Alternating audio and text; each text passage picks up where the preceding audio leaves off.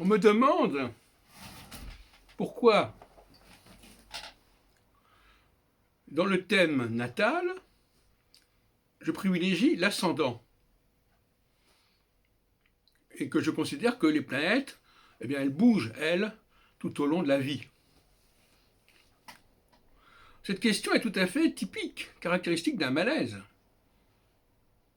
On ne comprend pas qu'il y a un espace pour les planètes, qui est un espace mobile, et un espace pour ce qui est fixe, ce qui ne bouge pas, ce qui est constant, qui est celui des étoiles fixes, qui est celui de tout ce qui est fixe.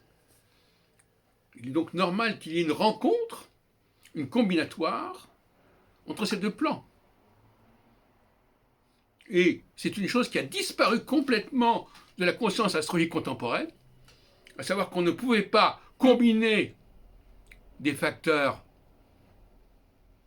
du même ordre, et qu'il fallait toujours combiner des facteurs complémentaires, différents, de nature différente. La cyclicité même implique cela. La cyclicité, normalement, alors je sais qu'il y a des tas de contre-exemples qui sont vaseux, mais la cyclicité, c'est un élément fixe à partir duquel un autre élément mobile s'éloigne puis revient.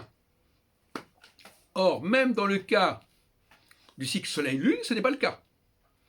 Parce que la Lune ne rejoint pas le Soleil toujours au même endroit, bien évidemment, jamais. Sauf au bout d'un certain nombre de cycles. Donc en astrologie, nous n'avons que des exemples de cycles entre deux facteurs mobiles. Ce qui est un contresens majeur au niveau épistémologique. Le cycle, c'est la combinatoire entre un élément fixe, la preuve en est d'ailleurs que lorsqu'on veut calculer la révolution d'une planète, eh bien on la calcule à partir d'un point fixe, ce qu'on appelle la révolution sidérale, c'est-à-dire combien de temps va mettre une planète pour revenir à sa position de départ. On ne va pas étudier la révolution d'une planète à partir de sa conjonction avec une autre planète ou avec un autre facteur. C'est absurde.